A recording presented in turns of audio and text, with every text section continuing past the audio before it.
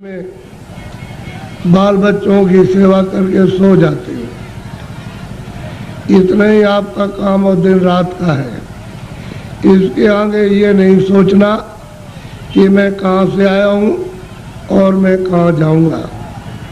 ये आपको मालूम नहीं होता है कि ये मनुष्य शरीर कितना अमूलक है और ये बार बार नहीं मिलेगा। ये आपको किसी ने नहीं बताया कि इस मनुष्य शरीर का असली काम, असली उद्देश्य है, किस काम के लिए आपको यहाँ मृतलोक में ये दिया गया है। इसको सब लोग बस इस झगड़े झंझट में, खाने पीने में, उठने बैठने में, लड़ाई झगड़े में, इसमें सब बिता देते हो। रात को भी वही संकल्प देखते हो और दिन को भी वही देखते हो। ना आपके हाथ में रात का पड़ेगा और ना आपके हाथ में दिन का पड़ेगा। ये मनुष्य शरीर थोड़े दिन के लिए उसने आपको मालिक ने दिया और ये कहा कि देखो मेरा ये मनुष्य शरीर दिया हुआ ये साफ सुथरा है और तुम इसमें बैठकर अपनी जीवात्मा का कल्याण, अपनी जीवात्मा को भगवान के पास में पहुंचा दो। हमारे मकान को गंदा मत करना। मैं तुमको किराए पर देता हूँ, भाड़े पर थोड़े दिन के लिए। समय पूरा होते ही मैं आ जाऊँगा और तुमको मकान से बाहर निकाल कर और मैं अपना मकान ले लूँगा। उसने ये कहा मेरे मकान में गंदगी मत जमा करना। तो आपने उसके अमोलक मकान को जो आपको दिया गया है उसमें कूड़ा कचरा, पाप और पुण्य, अच्छा और बुरा आपने इसमें भर लिया। अब श्वासों की पूंजी खत्म हो रही है तो वो आने वाला है और सामने खड़ा हो गया कि मकान को खाली कर दो। अभी आप क्या करोगे? उसके सामने होश उड़ जाएगा, आंखें बंद हो जाएंगी, कान बंद हो जाएंगे, जबान आपके मतलब ये वो भी बंद हो जाएगी, बुद्धि जो है वो पागल हो जाएगी, कहेगा निकलो मकान। पहचानना भी बंद, सुनना भी बंद, बोलना भी बंद, समझना भी बंद। और मनुष्य रूपी इस किराए के मकान से जीवात्मा को निकाल करके बाहर करेगा, फिर तुमको ले जाएगा और वहाँ पर हिसाब करेगा कि तुमने कितना पाप किया और कितना पुण्य किया।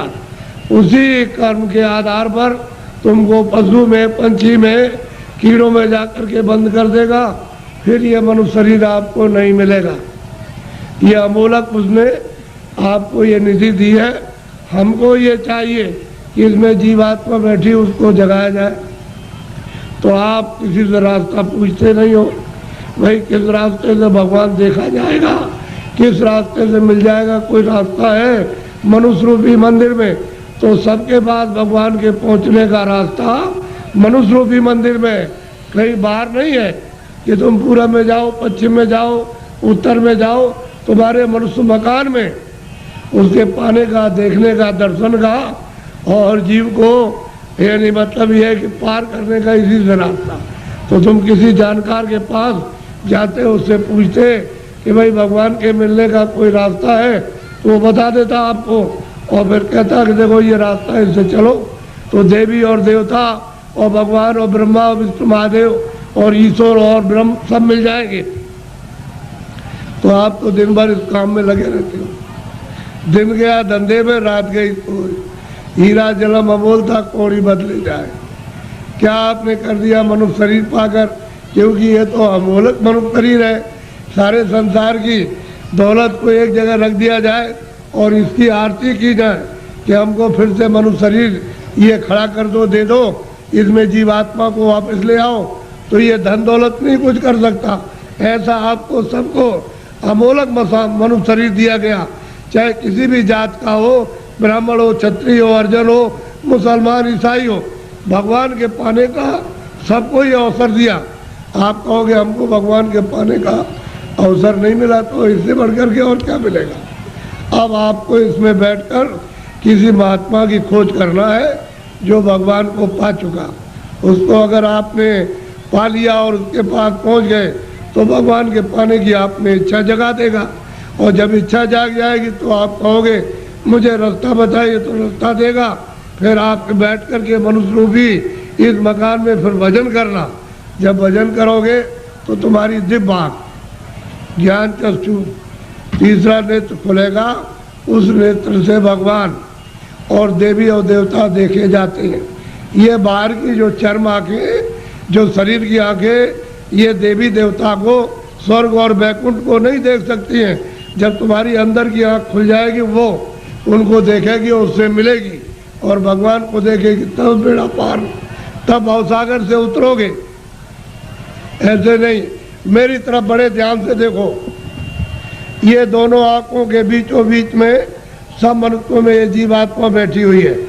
इधर देखो आप, ये दोनों आंखों के बीचों बीच में, तो ये शरीर के नाके के ऊपर बैठी है, उधर में स्वर्ग का नाका, इधर मनुष्य शरीर का नाका।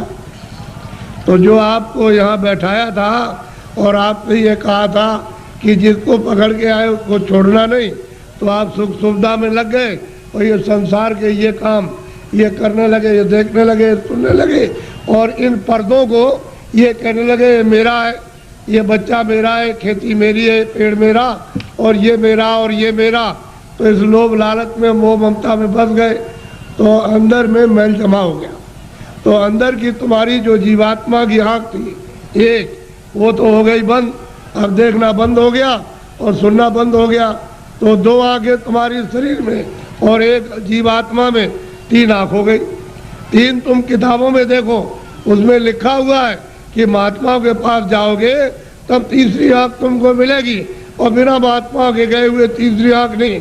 और तीसरी आँख से स्वर्ग मिलेगा, वैकुंठ मिलेगा, ईश्वर का दर्शन होगा। इन चर्म आँखों से देवी देवताओं को आप नहीं देख सकते हो। फिर उन्होंने कहा कि भाई देखो ये जीवात्मा बैठी है, उसमें एक कान है और शरीर में दो कान, तो बाहर के कान बाहर की आवाज़ सुनते और जीवात्मा का कान भगवान की आवाज़ को सुनेगा। तो तुम्हारे घट घट में, मनुष्य रूपी मकान में घंटे और घड़ियाल, आरती, पूजा 24 घंटे हो रही है। तुमने कभी अपनी जीवात्मा से उसको सुना और देखा? सो रहे हो। ऐसे ही चले जाओगे, न तो ये जमीन जाएगी, न ये बच्चे जाएंगे, न तुमने सोना चांदी जमा किया वो जाएगा, न कपड़े जाएंगे, ये कुछ भी नहीं, सब छोड़ के और तुमको यहाँ से निकाल कर इसी मकान को उठा करके वहाँ जंगल में ले जा कर के शमशान में पहुँचा के जला देंगे। क्या आपके साथ जाएगा? क्या आए थे आप? कुछ नहीं, अकेले आए थे। जब जाने लगोगे तो अकेले जाओगे, लेकिन इस माया में, इसमें ऐसे जड़ माया में फंस गए हो कि तुमको अपना होश ही नहीं है कि मैं किस रास्ते से आया हूँ, कैसे वापस जाऊँगा, रास्ता भूल गए। अब महात्मा महापुरुषों की जरूरत है कि वो रास्ता बताए। बिना उनके रास्ता बताए हुए जो जानता है वही रास्ता मनुष्य रूपी मकान में बताएगा। और तुम्हारा ये जो दिल है, ये हृदय जो कूड़ा कचरा पाप और पुण्य का यहाँ भरा, यहाँ नहीं, यहाँ कूड़ा कचरा नहीं है, ये सब यहाँ पर भरा हुआ, उसको महापुरुष साफ करेंगे और फिर जब सफाई कर देंगे तो मन और बुद्धि और चित्त तुम्हारा निर्मल हो जाएगा। तो जीवात्मा जब साफ होगी तो आँख खुल जाएगी, कान भी खुल जाएंगे, सुनने भी लगना और देखने भी लगना। जब दिखाई देगा तो देवी देवताओं से मिलना भी, उनसे बात भी करना, और जो उसका रचने वाला जो है, जिसने ये सब कुछ बनाया, उस ईश्वर का भी दर्शन साक्षात्कार होगा। लेकिन तुम्हारे मनुष्य रूपी मंदिर में ही उसका घाट है, उसके पास जाने का। ये असली मंदिर है, ये मनुष्य मंदिर है। इसी को जिस्मानी मस्जिद कहते हैं, इसी बॉडी को कहते हैं चर्च। इसमें जीवात्मा बैठी हुई और जीवात्मा चेतन है, शरीर जड़ है, इसमें आकर के फंस गई। अब इसको कैसे निकाला जाएगा वो तो महात्मा जब युक्ति बताएंगे, रास्ता बताएंगे, तो धीरे से ये जीवात्मा मतलब ये जाग जाएगी और निकल के बाहर, शरीर से बाहर खड़ी हो जाएगी।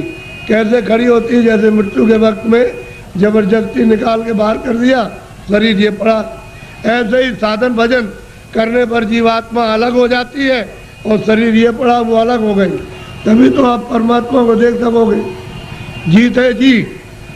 सबने कहा है कि मनुष्य रूपी मंदिर में जीवात्मा को घाट पर ला करके जगाओ तो दिव्य नेत्र ज्ञान चक्षु खुल जाए, तो जीते जी भगवान को पाओ। अरे भाई मीरा ने जीते जी पाया, तुलसीदास ने जीते जी पाया, रैदास जी ने जीते पाया। जब कलयुग में इन लोगों ने जीते जी, बहुत महात्मा महापुरुषों ने